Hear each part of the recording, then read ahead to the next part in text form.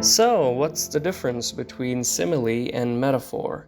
In this video, I'm going to be defining each one and I'm going to draw a comparison between both of them. So let's get started. Okay, so starting with simile. Indirect or explicit comparison between two things using comparison words such as like, as, so, or than. For example, if I say you're beautiful like a flower, you're shining like the stars, or you're colorful like a rainbow. So these are the examples of simile because you're using the comparison words. You're not directly comparing, but you're indicating an indirect comparison between the things. Whereas metaphor is a direct or implied comparison that states one thing is another. In metaphor, we don't use the comparative words. We just refer to the thing with the other thing we're comparing it with. For example, I would say that person is the apple of my eye. I'm not saying is like the apple, I'm just referring to that person as the thing itself I'm comparing it with. Alright? So this was an example of metaphor. Let's look at some of the other examples of simile and metaphor now.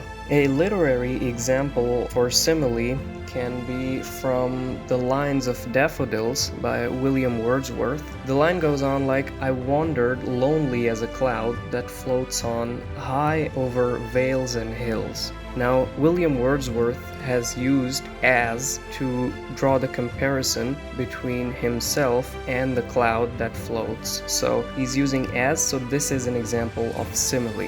Whereas an example for metaphor can be cited from As You Like It by William Shakespeare, in which the line goes on like this, all the world's a stage, and all the men and women merely players. So there are two examples of metaphor in these lines. First of all, he is referring to the world as a stage. So he's saying all the world's a stage, okay? And in the second line, he's saying all the men and women merely players. So there are no comparative words in these lines. He's directly referring to the world as a stage and referring to men and women as players. So this is an example of metaphor.